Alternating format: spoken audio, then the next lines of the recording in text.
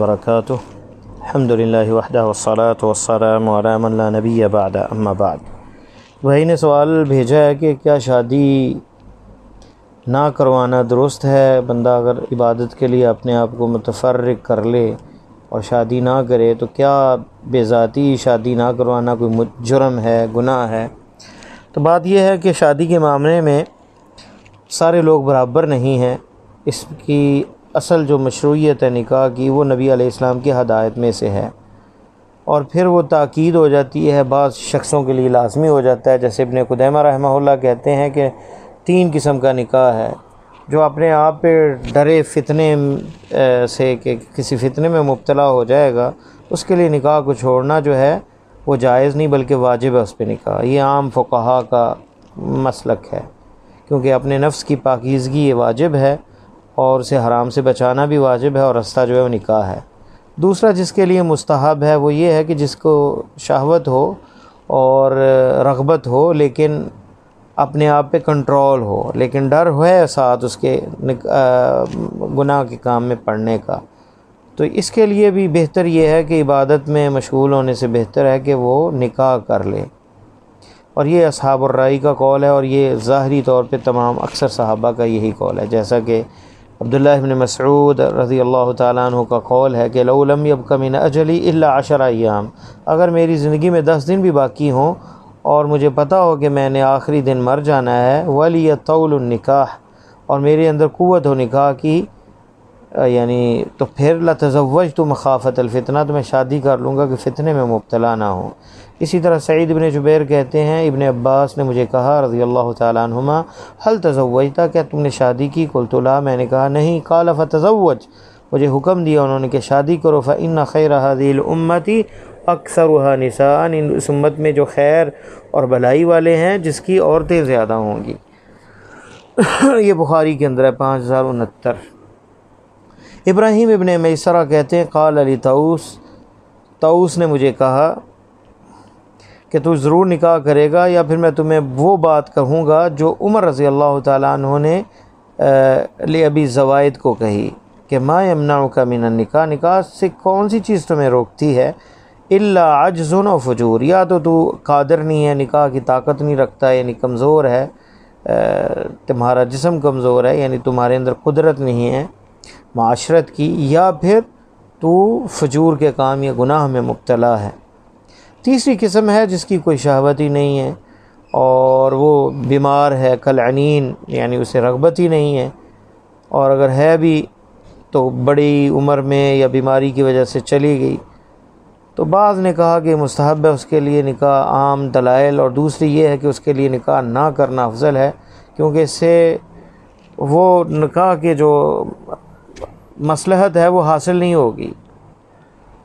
اور اس کی زوجیت کے جو حقوق ہیں وہ بھی ادا کرنے سے وہ قاصر ہوگا، تو بلکہ وہ واجبات میں کوتاہی کا مرتکب ہوگا اور اللہ کے ہاں مجرم ٹھہرے گا۔ تو یہ شادی کے بارے میں جو چیزیں ہیں، اور اللہ تعالیٰ کا فرمان ہے وَلْيَسْتَعْفِفَ الَّذِينَ لَا يَجِدُونَ نِكَاحًا حَتَّى يُغْنِيَهُمُ اللَّهُ مِنْ فَضْلِهِ، ایسے لوگ جو ہیں جو نکاح کی طاقت نہیں رکھتے، انہیں پاک دامنی کو اختیار کرنا چاہیے حتیٰ کہ اللہ انہیں غنی کر دے اپنے فضل سے، اور پھر وہ نکاح کر لیں۔ تو اصل چیز یہی ہے۔ انس بن مالک رضی اللہ تعالیٰ عنہ کہتے ہیں جاء ثلاث رہط إلى بیوت ازواج النبی صلی اللہ علیہ وسلم، 3 آدمی آئے، گروہ آیا ایک نبی علیہ السلام کی بیویوں کے پاس، آپ ان کی یسألون عن عبادت النبی صلی اللہ علیہ وسلم، نبی کریم صلی اللہ علیہ وسلم کی عبادات کے بارے میں پوچھا اور انہیں خبر دی گئی، تو کہنے لگے کہ وہ تو اللہ کے نبی ہیں جن کے اگلے پچھلے گناہ معاف ہیں۔ ان میں سے ایک نے کہا کہ میں تو ساری رات عبادت کروں گا، دوسرے نے کہا کہ میں ہمیشہ روزہ رکھوں گا، افطاری نہیں کروں گا، اور تیسرے نے کہا کہ میں عورتوں سے الگ رہوں گا اور شادی نہیں کروں گا۔ نبی علیہ السلام آئے تو انہیں جب بتایا گیا تو انہوں نے کہا کہ تم نے ایسے ایسے کہا، اور میں تم سے سب سے زیادہ اللہ سے ڈرنے والا ہوں، سب سے زیادہ متقی ہوں، لیکن میں روزہ بھی رکھتا ہوں، افطار بھی کرتا ہوں، نماز بھی پڑھتا ہوں، آرام بھی کرتا ہوں، اور شادی بھی میں نے کی ہوئی ہے، بس جس نے میری سنت سے بے رغبتی کی فلیس منی، اس کا مجھ سے تعلق نہیں۔ یہ بخاری میں ہے 5063 اور صحیح مسلم میں 1401 نمبر حدیث۔ تو تو یہ ان احادیث کی بدولت بہتر تو یہی نظر آتا ہے کہ شادی جو ہے کرنی چاہیے، اور جو ہے اپنے آپ کو پاک دامن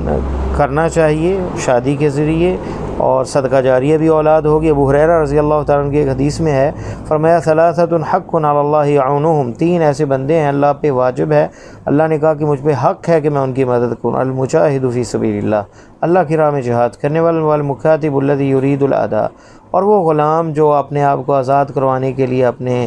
مالک سے ایگریمنٹ کرے، والناکح الذی یرید العفاف، اور نکاح کرنے والا جو اپنے آپ کو پاک دامن کرنا چاہتا ہے۔ یہ ترمذی کے اندر ہے، 1655 نمبر حدیث، شیخ البانی نے اسے حسن کہا صحیح ترمذی کے اندر۔ تو یہ احادیث ہیں جس میں رغبت دلائی گئی ہے، اور شیخ بن باز رحمہ اللہ تعالیٰ جو ہے مجموع الفتاویٰ جو ہے اس میں کہتے ہیں الواجب والبدار بالزواج، کہتے ہیں واجب یہ ہے کہ شادی میں جلدی کرنی چاہیے، اور نوجوانوں کو پیچھے نہیں ہٹنا چاہیے پڑھائی کی وجہ سے یا کسی اور وجہ سے، اور اگر کوئی مسئلہ ہو بھی تو نوجوانوں کو شادی کرنی چاہیے تاکہ وہ اپنا دین اور خلق جو ہے وہ اس کی حفاظت کر سکے، اپنی نظر کی حفاظت کر سکے۔ اور اس میں بہت سی مصلحتیں ہیں، خاص کر اس فتنے والے دور کے اندر بچیوں کو بھی شادی کرنی چاہیے اور نوجوانوں کو بھی شادی کرنی چاہیے،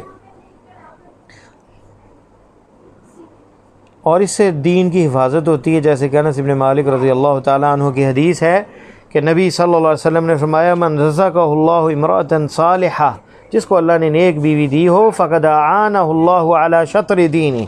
اللہ نے اسے آدھے دین کے لیے مدد دے دی ہے۔ اعانہ علی شطر دینہ، آدھے دین کی مدد اعانت اسے مل گئی ہے۔ فلیتق اللہ فی شطر الثانی، دوسرے آدھے میں اسے اللہ سے ڈرنا چاہیے۔ یہ مستدرک حاکم میں ہے، اور طبرانی نے اوسط میں، اور امام البیہقی نے فی شعب الایمان میں ذکر کیا، اور امام حاکم کہتے ہیں ھذا حدیث صحیح الاسناد، یہ حدیث صحیح السند ہے اس کی، ولم یخرجہ، اور امام بخاری اور مسلم نے اسے اپنی صحیح میں نہیں ذکر نہیں کیا۔ اور امام ذہبی کہتے ہیں فی تلخیص میں صحیح، یہ صحیح ہے، اور اسے شیخ البانی نے حسن کہا۔ تو اس میں شطر الدین یعنی مکمل ہو جاتا ہے بندے کا آدھا دین شادی سے۔ اور پھر کیسے کہ بندہ اس سے منہ موڑے، یہ نبی علیہ السلام کی وصیت ہے، یا معاشر الشباب، صحیح بخاری مسلم کے لفظ ہیں، نوجوانوں شادی کرو، من استطاع منکم الباءۃ، اور جو طاقت رکھتا ہے فلیتزوج، پس وہ شادی کرے، فإنہ اغض للبصر، اس سے نظر جو ہے وہ بندے کی حفاظت ہوتی نظر کی، وأحسن للفرج، اور شرمگاہ کی بھی حفاظت اس سے ہو جاتی ہے بدکاری سے، اور بندہ جو ہے ایسے کاموں سے بچا لیتا ہے اپنی شرمگاہ کو بھی اور آنکھوں کو بھی۔ یہ بخاری اور مسلم میں ہے، اور خاص کر اگر نیک اولاد ہو تو بندے کے لیے یہ صدقہ جاریہ ہے۔ تو نبی علیہ السلام نے فرمایا ما ترکت بعدی فی الناس فتنة اضر علی الرجال من النساء، میں نے اپنے بعد کوئی فتنہ نہیں چھوڑا لوگوں کے لیے جو سب سے نقصان دہ ہو مردوں کے لیے عورتوں سے بڑھ کر کوئی فتنہ نہیں چھوڑا۔ تو یہ صحیح بخاری اور مسلم کے لفظ ہیں۔ تو فتنے کے دور کے اندر، خاص کر جہاں اس دور کے اندر فحاشی عام ہو چکی ہے، تو نوجوانوں کو چاہیے کہ اپنے آپ کو محسن کریں، اور یہ ذہن میں رکھیں کہ اللہ تعالیٰ نے کیا قرآن میں فرمایا سورہ روم میں، وَمِنْ آیَاتِهِ، اللہ کی نشانیوں میں سے ہے، أَنْ خَلَقَ لَكُم مِّنْ أَنفُسِكُمْ أَزْوَاجًا لِتَسْكُنُوا إِلَيْهَا، یہ اللہ کی نشانیوں میں سے ہے کہ تم میں سے تمہاری بیویوں کو پیدا کیا تاکہ تم سکون حاصل کرو ان کی طرف، وَجَعَلَ بَيْنَكُم مَّوَدَّةً وَرَحْمَةً، تمہارے درمیان مودت اور رحمت کو بنایا، إِنَّ فِي ذَلِكَ لَآيَاتٍ لِقَوْمٍ يَتَفَكَّرُونَ، بے شک اس میں اللہ کی نشانیاں ہیں فکر رکھنے والی اور سوچنے والی قوم کے لیے۔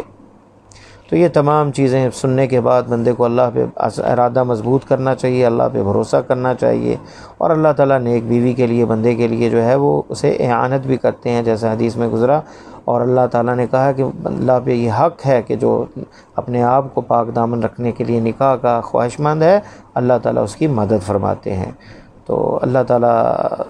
تمام مسلمانوں کو، خاص کر نوجوان بچیوں اور بچوں کے رشتے آسان فرمائے، اور خاص کر ہمیں یہ ہندو کلچر سے بچتے ہوئے اسلامی طریقوں کے مطابق اگر شادیاں کریں تو نہایت ہی آسانی سے اور بغیر تکلف کے اور بغیر